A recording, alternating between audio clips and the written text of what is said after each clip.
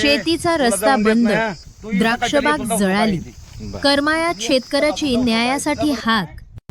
सोलापूर जिल्ह्यातील करमाळा तालुक्यातील साडे गावात शेतकऱ्यांचा रस्ता अडवण्याचा गंभीर प्रकार समोर आलाय. शेतकरी लिंगेश्वर गोमे यांच्या शेतात जाण्यासाठी असलेला अधिकृत सामायिक रस्ता नात्यातील काही लोकांनी अडवला असल्याची तक्रार आहे. महसूल अधिकाऱ्यांच्या पाहणीवेळी रस्ता मोकळा ठेवून अधिकारी निघताच पुन्हा काटेरी झुडपे टाकून रस्ता बंद करण्यात आल्याचा आरोप करण्यात आलाय. त्यामुळे प्रशासनाची दिशाभूल झाल्याचं सांगितले जात आहे. पूर्वी 12 फुटांचा असलेला रस्ता अतिक्रमण करून 6 फुटांवर आणला गेला आणि आता पूर्णपणे बंद करण्यात आलाय. यामुळे शेतीवर मोठा परिणाम झाला असून द्राक्षबाग जळून खाक झाल्यानं शेतकऱ्यावर आर्थिक संकट कोसळले. नुकसान भरून काढण्यासाठी कर्ज घ्यावे लागले असून संबंधितांकडून धमक्या दिल्या जात असल्याचा आरोपही करण्यात आलाय. पोलिसांकडून दुर्लक्ष होत असल्याची तक्रार करत शेतकऱ्यानं प्रशासनाकडे तात्काळ न्यायाची मागणी केली आहे. भरारी न्यूज वृत्तसेवा.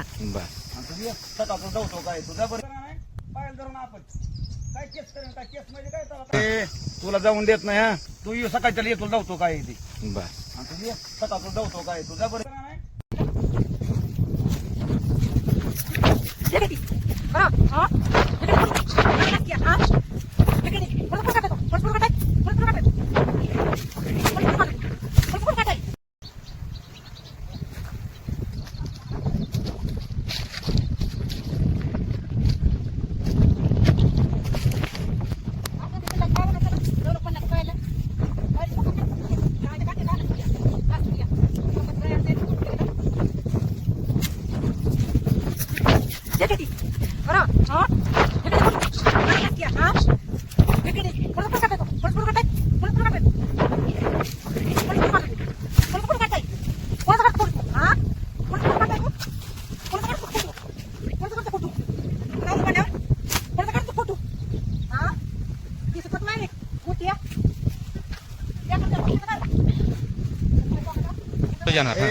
तुला जाऊन देत नाही हा.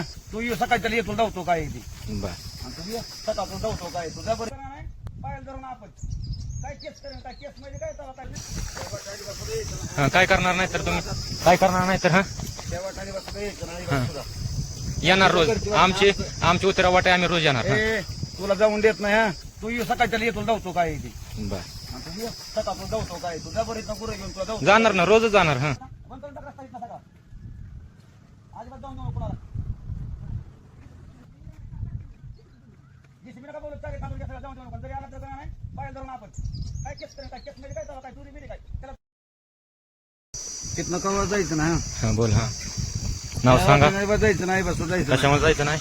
अजिबात जायचं नाही. काय तुझ्या काय तुझ्या घरची वाट नाही. उतऱ्या वाट आहे. हा बोला. उतऱ्या वाट नाही काही नाही. अजिबात जायचं नाही. आम्ही बोलूच नको असलं तू अजिबात जायचं नाही म्हणलं तुला. आम्ही रोज जाणार आहे.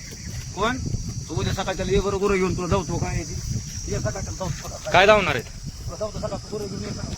माझी इथल्या सर्वांना जी शासकीय जे प्रांत मॅडम आहेत, जयश्री आंबेकर मॅडम, करमाळ्याचे तहसीलदार मॅडम आहेत, शिल्पा ठोकळे मॅडम, आणि जे करमाळा तालुक्याचे PI साहेब आहेत रणजित माने साहेब, DYSP जे मॅडम आहेत अंजना कृष्ण मॅडम, माझी एवढ्या सर्वांना एक विनंती आहे, तुम्ही लवकरात लवकर आम्हाला आमच्या कुटुंबाला न्याय द्यावा, अन्यथा आम्हाला आत्मदहन करा.